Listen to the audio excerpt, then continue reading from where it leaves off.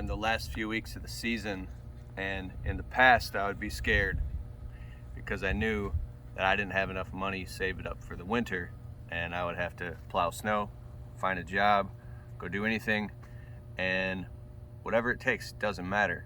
And then a long time ago I learned what we talk about as the 30% rule, and 30% of all gross revenue that comes into the business gets saved, obviously for taxes, but then also saving 30% of all personal income.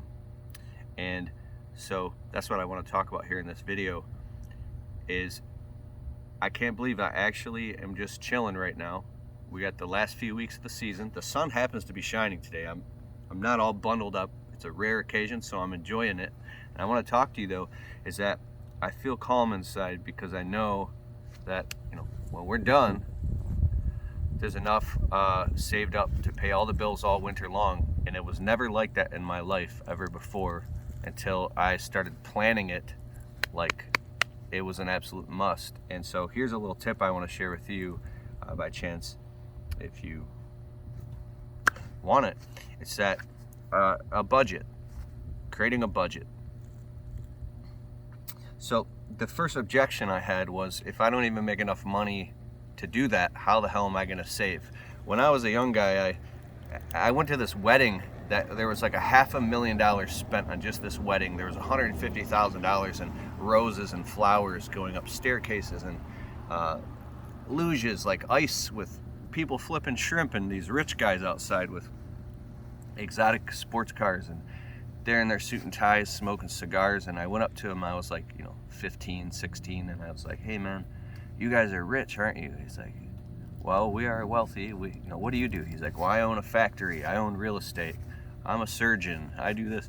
I was like, well, how do I make more money? And the guy was like, or how do I save money and become wealthy? Well, one guy was like, well, you got to save money and invest it. And then the other guy was like, well, no. He's like, I'm not even going to lie to you. First, you got to make enough money to even be able to afford to save.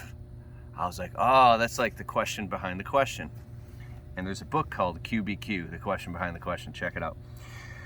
And I read that book and I was thinking about it, and now I'll fast forward all these years. I was like, oh my God, I got to stay trapped living in this one-bedroom apartment with my wife, driving an old used truck, and we can't elevate our lifestyle. And just because we made a lot of money in June, July, and August does not mean at all that we can elevate our lifestyle now. And so what I did, in the peaks and the valleys, when the peak comes, you cut all that money and save it so you have money for the valley. And then you just pay yourself a steady payroll and then save for the dip in the winter. Let me know in the comments below if you plow snow. We stopped plowing snow and we focus on the media side of the business now, and I have other ventures that I do. Snow was stressing me out. I did it for 15 years and I'm just done with it for now. But back to what I was saying of having money saved up for the winter and creating a budget. What I'm talking about is a simple go through. What is your rent? Gas, phone, electric, insurance, rent, maybe car payment, car insurance, money for the winter, a little bit of oh shit money, and money for Christmas presents. I always add that in there. And what does that come up to? It might be as little as $6,000. It might be as much as 36 grand. But whatever that number is for you, let's just say you have to have, I'll just come up with an easy number, $5,000 a month for, say, December, January, February, March. 4 months. It's $20,000 in the bank. That if you didn't bring in an entire penny, a penny the entire winter, you'd be able to make it through the winter. But now you need an extra $3,000 to $5,000 or whatever it costs to get started in the spring. So let's add another $5,000 on top of that. Then you got $25,000. Oh shoot, you gotta have money for taxes. I don't know how much you're gonna owe in taxes. You might owe as little as $5,000 if you're paying your quarterly taxes all the way along. You might owe as much as 15 or 20 grand in taxes. I don't know what it is for you. But let's just say you paid quarterly tax payments and you have payroll and all that stuff set up and you only owe $5,000. Maybe you get money back. I don't know. Let's say another $5,000 for taxes. Now you're at 30 grand, right? So I would write this down. I was like, oh my God, I have to have $30,000 saved up by December 1st. That was always the due date. Could be Thanksgiving for you, but it's pretty much the last day when the work stops. And so when the spring cracks and it's like March, April, we're out there working, I would already be thinking, oh my God, it's the end of the season now. Already, what am I gonna do? I just got out of this hard winter. So what happens if you're like a seasonal worker, you get really broke in the winter, and then by the time you catch up in July, it's just this endless vicious cycle. Well, I was like, dude, I gotta work 7 days a week and work constantly and raise the prices and sock away money and not buy shit and make sure I have that money. And I was able to save up like $24,000. And then I was out plowing snow, and I was able to make it through the whole winter. And then I started learning that this is a non-negotiable. And like, so basically what I'm saying, all the way back in April, or as soon as you start making money, open up a separate bank account. This changed my life. I have like a bunch of bank accounts. Let me know in the comments below. I'll make a video. It's called Why I Have 17 Bank Accounts. A bank account for each different purpose. You could have a winter savings account. It's a one-way shoot where money goes in, nothing is allowed to come out. And then the whole point is when the winter comes, go out and hustle and do things to make money so that the whole goal is, can I go the whole winter without even touching my winter account? And I was able to make it to like February or something, and then I was like, started touching the winter account. But the funniest thing happens by the time spring hits, you watch that account draining, and now you're tapping off of savings.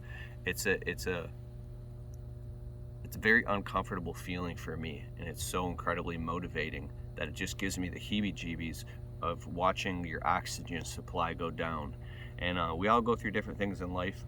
Some things can pop up that you don't have any control over, that are really hard to deal with, and that's what like the rainy day fund is for. Some things can wipe you out completely, and that really sucks. But I really think that it's all about how quick do you get up, how quick do you stand in the face of a challenge. If you got to spend a day or two crying and putting your face in the pillow and you're sick in bed over what happened, let yourself, if something bad happens, I'm saying, give yourself a couple days to cry it all out and get all that shit out, and then go look in the mirror and put on that war paint and get back out. I've had to go out in the freezing cold, and in Michigan the winters get brutal, and do all types of shit for money. We were holiday window painting. I got a whole video about that. I'll put a link below. Making money, dude. We made like $4,000 painting Christmas trees and wreaths and bulbs on the windows, and we picked up restaurants and all types of stuff. Obviously plowing and shoveling tons of snow, subcontracting myself for an hourly rate, going out at 3 in the morning and staying out for 4 days straight doing snow just to make money. I've done construction, basement remodeling, painting, worked in restaurants, washed dishes, bartended, waited tables, worked in automotive care centers, pushing broom and helping and portering and driving parts. I worked in pizza shops. I've been a cook in a restaurant. I worked in an auto care collision, being a porter there and washing and detailing cars. Dude, I've had like 32 jobs. Most of my life totally sucked. And but what I love about having your own small business and being your own boss, it's a beautiful day, man. Especially these glasses, they're orange, so all I see is everything looks like it's brilliant. But I like how you can control your destiny and fall on your face and learn really hard lessons in your own business, and learn every customer is a new opportunity to get better and better and better. And if you ever find yourself upset and discouraged and crying and complaining of why it's not working for you, but it's working for this guy or this girl or someone else, check your attitude, because at the end of the day, sometimes all you have is a good attitude. Listen to a book on audible.com. This will scare you. It's called Man's Search for Meaning by Dr. Viktor Frankl. And then that'll give you a checkup from the neck up about how good you actually really have it. So I just want to say, man, keep your head up, crush it. I hope you're making lots of money this fall, and I hope that you got a savings account for the winter. Create a budget. If you want a budget whiteboard video, let me know in the comments below. We're gonna do a whole video especially on budgets. And I have a Black Friday sale. By the time this video comes out, you can still check the links below. It's my entrepreneur bundle. You can get all of my online courses, 7 online courses, for the price of 1. including a small business finance and money management course. You get all that. Click the link below or go to keithkalfas.com and you'll see it there. But anyways, I wish you the best of success, and I'm rooting for you. I'll see you in the next video. Peace.